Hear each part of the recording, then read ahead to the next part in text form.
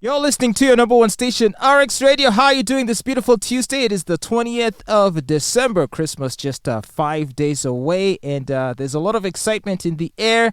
And as if he is determined to ruin everyone's Christmas mood, the president has announced that he'll be giving an address to the nation this evening. Now, of course, I mean that in jest. I don't want them to come for me. But what I mean is, we're all kind of just gearing for Christmas. What bad news does the president want to give us tonight? Another lockdown? Another what? I don't think it's another lockdown because he lifted the lockdown on Kasanda and Mubende district over the weekend. So I'm sure it's not gloom like you think.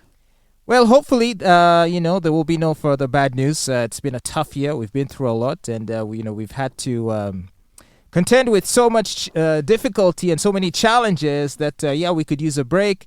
In fact, it would be nice if the president just came out and said something like, in 2023, I forbid landlords from increasing rent. Oh my goodness, I wish he could do that like yesterday. Like, do something positive for once, for the people, Mr. President. But you see, there was a landlord's bill, a tenant and landlord's bill that was passed this year. Mm-hmm. And many stipulations were put there, and still the landlords are not respecting anything like that. I'm telling you, things are really, really bad. And, people haven't really fully recovered economically from all the challenges of the last couple of years. That's true. And, landlords are showing no leniency and no mercy. And, what's happening is that the landlords themselves are also struggling. You see, some of them have many projects going on. And for some, they took loans. And probably banks want to attach their property. But so who suffers? Yeah, but how about shouldn't they tenants? think about the tenants? Because, the economy has constricted. Wages have stagnated. I know. Everyone is struggling. So why would they now see it fit to increase and put the burden onto the tenants? Well, at the end of the day, you cannot compete with a rich person. We all know what the law is saying, yet when the landlord says that starting January you're paying this amount, you can't say no because everyone else is quiet. Yeah, so sad. All right, so regarding the president's speech to the nation today, do you think he's going to talk about his son and him being a bit of a stubborn person on Twitter? I don't think so. I think he's going to give us the progress as far as Ebola is concerned, maybe talk about COVID-19. But then if he's going to speak tonight, I'm sure he will also speak next week because he usually gives a national address on 31st. He does, doesn't he? Lately, he's over-addressing us. Is he bored? I've heard that one of the things that a lot of old people struggle with, especially when they retire, is a struggle for relevance. Okay. And so when you see a lot of old people, senior people not wanting to retire from their positions, partially it is greed, of course. Mm-hmm. But another part is they don't even know what they would do after. They don't know what to do with themselves after. Right. So I think when you're used to just having the nation's attention transfixed on you, mm-hmm. I feel like it's something you can get addicted to. Of course, and I blame this on COVID because up until we had COVID-19, the president didn't know that he could get our attention. And since then... Since he became a television sensation. Oh my God, it's like we have a weekly update from the State House. Like you can't get the camera away from him. No, he got addicted, he enjoys the limelight, but he has been in the limelight for ages. He has, hasn't he?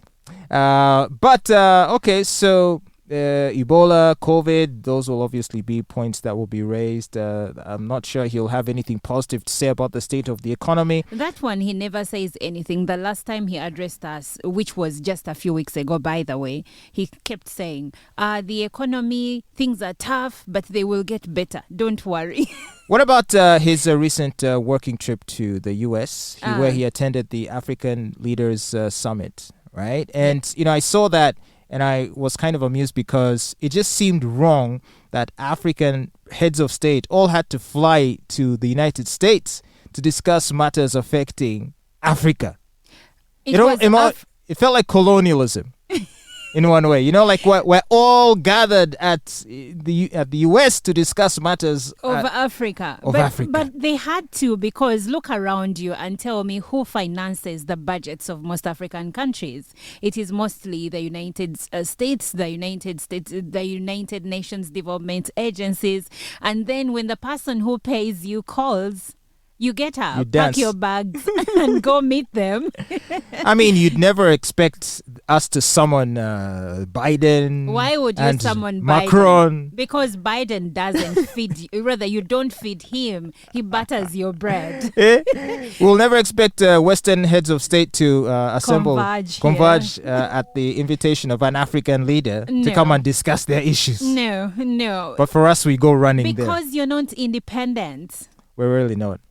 It's so sad. But I did see something about billions of dollars being placed in investment from American entities. I don't know if it's the U.S. government or U.S. businesses, but he seems to have returned home with a promise of some heavy investment financing. Yes. Which I hope will in some way offer some relief to the economy or create more jobs or at the very least inject more capital.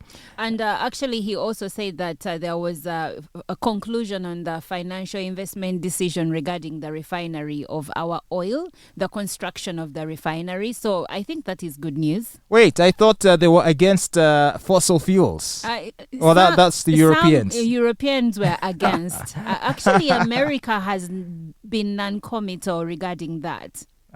Yeah. What about road accidents? Is that something you think the president is going to talk about? Because, I do hope he does.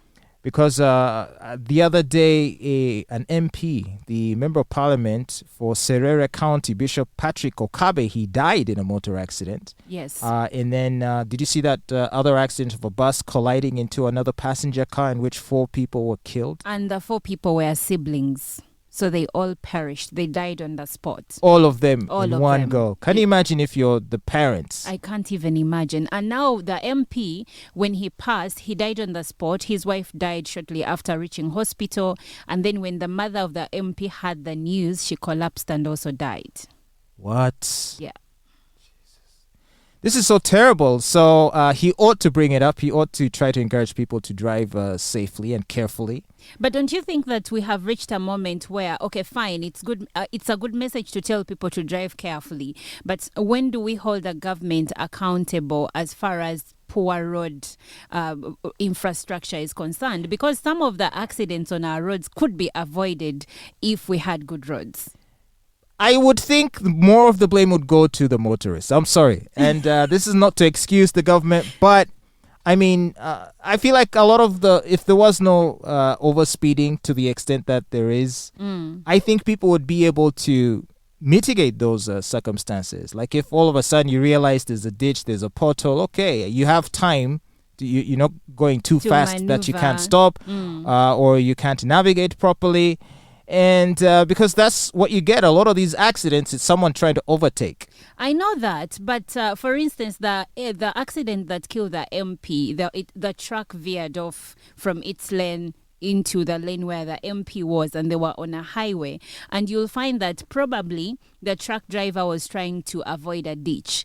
And the question here is, why do we have ditches or potholes on highways? And we know that. But if you know, there could be ditches. Sometimes you don't know. This truck driver was driving a Kenyan truck. Probably it was his first time on the road. And I'm not giving reckless drivers a Sounds pass. like you are. I am not. But Fatboy, you've driven, let's say, in Kampala itself. And half the time you're meandering through the road because you're avoiding potholes. Most traffic reports show that border borders and pedestrians are the most affected on Ugandan roads. And why? Because you're on the side and this car avoiding a ditch is going to force you into the pedestrian lane. Yes, before you know it, you're dead or your legs are broken. This could be avoided if we had better roads. Life is precious, man, so you have to treat it with a little bit more respect. If you are a motorist and you're traveling up country during this season, please make sure to not overspeed, and there really is no need to. What is it they say? You'd rather reach a little late than to be dead on time. Yeah. You don't want that. So do have a happy Christmas holiday, and let's wait to hear what the president says tonight later as he addresses the nation. You are listening to the Fatboy Show on RX Radio. Do stay tuned for more great music.